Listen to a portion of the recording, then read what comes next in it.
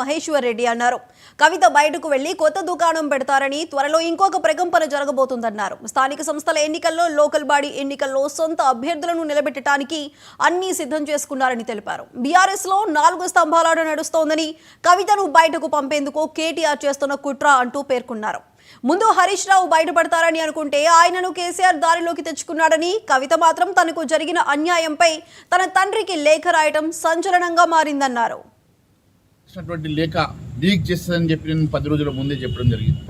10 రోజుల క్రితం నేను చేసినటువంటి చిట్ చాట్లో చాలా స్పష్టంగా చెప్పాను. టీఆర్ఎస్ లో 4 స్తంభాల ఆట నడుస్తుందని, ఖచ్చితంగా ఈరోజు కవిత తండ్రికి రాసిన లేఖ బయటకు వస్తుందని నేను చెప్పాను. చెప్పిన వారం 10 రోజుల్లోనే ఆమె రాసిన లెటర్ లీక్ ఇవ్వడం జరిగింది. స్పష్టంగా దాంట్లో ఆమె చెప్తా ఉన్నది, అలవి కానటువంటి డిమాండ్లతోటి ఈరోజు ఆమె ఓ పంచాయతీ పెట్టుకొని బయటకు వెళ్ళినట్టుగా చాలా స్పష్టంగా అవుపడుతుంది. దాదాపు 8,000 ఎంపీటీసీలు ఉంటాయి.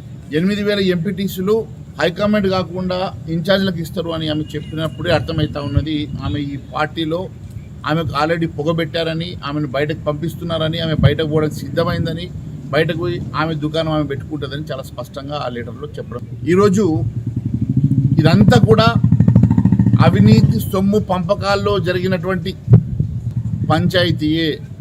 పదవుల్లో అన్నకే ఇస్తారు, ఆస్తులు అన్నకే ఇస్తారా? మరి నా జాగృతి కూడా టీఆర్ఎస్ అధికారం రావడంలో పనిచేసింది కదా, మరి నాకు అధికారంలో వాటా, పంపకాల్లో వాటా సరిగా రావడం లేదన్న పంచాయతీ ఈరోజు బయటకు వచ్చింది. నేను 10 రోజుల క్రితమే చెప్పిన, ఖచ్చితంగా ఈ పంచాయతీ బయటకు వస్తుందని చెప్పిన, ఖచ్చితంగా ఆమె బయటకు వెళ్ళి ఆమె దుకాణం ఆమె పెట్టుకుని ఆమె పార్టీ ఆమె పెట్టుకుంటుందని చెప్పిన. కవిత రాసినటువంటి లేఖ లీక్ చేస్తుందని చెప్పి నేను 10 రోజుల ముందే చెప్పడం జరిగింది. 10 రోజుల క్రితం నేను చేసినటువంటి చిట్ చాట్లో చాలా స్పష్టంగా చెప్పాను. టీఆర్ఎస్ లో 4 స్తంభాల ఆట నడుస్తుందని, ఖచ్చితంగా ఈరోజు కవిత తండ్రికి రాసిన లేఖ బయటకు వస్తుందని నేను చెప్పాను. చెప్పిన వారం 10 రోజుల్లోనే ఆమె రాసిన లెటర్ లీక్ ఇవ్వడం జరిగింది.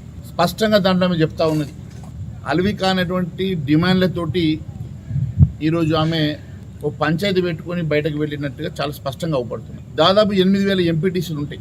8,000 ఎంపీటీసీలు హైకమాండ్ కాకుండా ఇన్ఛార్జ్లకు ఇస్తారు అని ఆమె చెప్పినప్పుడే అర్థమవుతా ఉన్నది, ఆమె ఈ పార్టీలో ఆమెకు ఆల్రెడీ పొగబెట్టారని, ఆమెను బయటకు పంపిస్తున్నారని, ఆమె బయటకు పోవడానికి సిద్ధమైందని, బయటకు పోయి ఆమె దుకాణం ఆమె పెట్టుకుంటుందని చాలా స్పష్టంగా ఆ లెటర్లో చెప్పడం. ఈరోజు ఇదంతా కూడా అవినీతి సొమ్ము పంపకాల్లో జరిగినటువంటి పంచాయతీయే.